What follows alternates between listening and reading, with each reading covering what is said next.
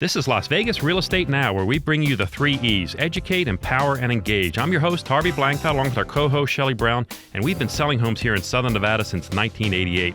Shelley and I are also very proud to be part of the Real Estate Radio Network. That is a national network of local real estate professionals delivering timely, balanced truths about local market conditions. And I'm sitting here with Quincy Harris from Summerlin Energy. Welcome, Quincy. Welcome to this program. We're so glad you decided to come with us. We really want to talk about this solar energy flap, all this stuff going on. If so many people get solar, then the people who don't have it, we're going to have to charge them so much more money, and they may be the people who can least afford it. Is that what they're saying? That's exactly right. So what's happening is the people that have solar, they're paying $11 a month, okay, for the meter charge. Mm-hmm. The people that don't have solar is paying more money. Obviously, they're paying the going rate. Right. So what NV Energy is saying is, hey, the people with solar is paying a lot less, so we need to balance the scales a little bit to make up the difference. Now, the cool thing about this, too, is let's talk about what net metering actually means, okay? So net metering means you buy a solar system, and between the months of October through next April, the actual meter is running backwards, which is a wonderful thing. Right. So when the meter runs backwards, all that energy goes to NV Energy, and they store it in the amount of credits that you build up over several months. Right. Then next summer, all those credits that you've built up, you actually keep your power bill at $11 per month. Now, with regard to the cap, there was a miscalculation by NV Energy because there was Senate Bill 374, and it didn't pass the legislature. But between the governor and the solar industry and NV Energy, they got together and said, hey, let's extend it to 235 megawatts. NV Energy set that amount.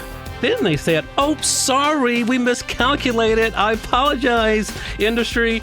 We're going to meet the cap not to the end of the year now. The cap's going to be met next month. Next month. Actually, later this month. End of this month. This is scary. So once the 3% cap is hit, no one else can buy solar. Harvey, that is not true. You can continue to buy solar. Okay.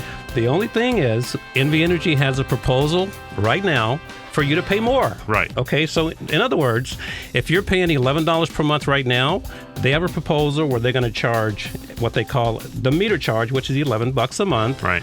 They want to charge a demand charge, which is what they're charging business customers, and they want to charge a nebulous, what they call an energy charge. No one really knows what that means. What's the bottom line here? Bottom line is they want to charge about $40 per month per solar customer versus the $11 per month per solar customer. Let me ask you this, Quincy. The solar systems that people put on their homes, for the most part, are they putting enough to take care of their entire bill, or are they still paying something to NV Energy? That's a great question. The idea would be to what is called zero you out on your power bill, right? Amen, brother. Right.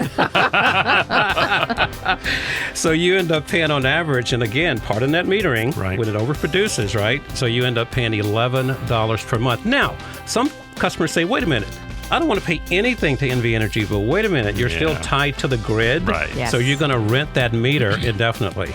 And now the big argument is this. Okay, so if NV Energy gets their way and this happens, what do solar customers do? Well, if they pay the $40 per month, what they could do that, or they can actually install batteries. I love that idea. Okay.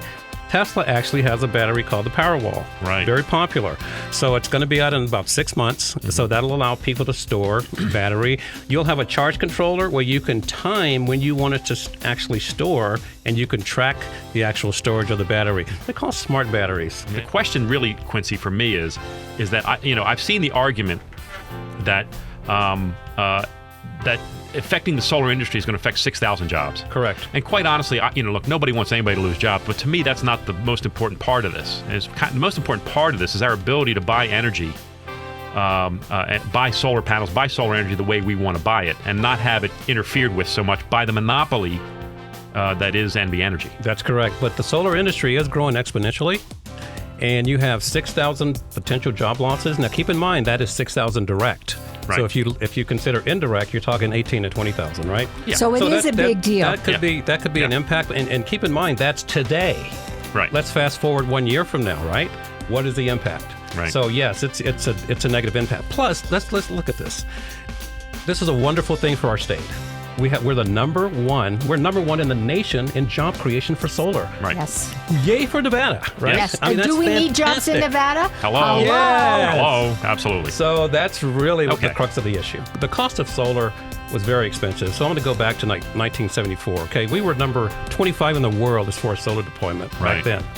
So during the oil embargo, the crisis and all that stuff, let's fast forward up to 2010, say 2011. Right. We're number 3 in the world now. Right. In the entire world, the United States. We've leapfrogged a bunch of countries. So Wow. you can see the whole impetus of solar deployment. Secondly, the price of solar has come down dramatically. Right. So it's a whole lot more affordable. There are purchase plans and there are lease plans available, and there's a lot of financing available as well. So it's created an environment for people to afford solar to become and the idea is for solar to become a commodity. You've been listening to Las Vegas Real Estate Now with hosts Harvey Blankfeld and Shelley Brown. Please tune in every Saturday at 11 a.m. right here on News Talk 720 KDWN.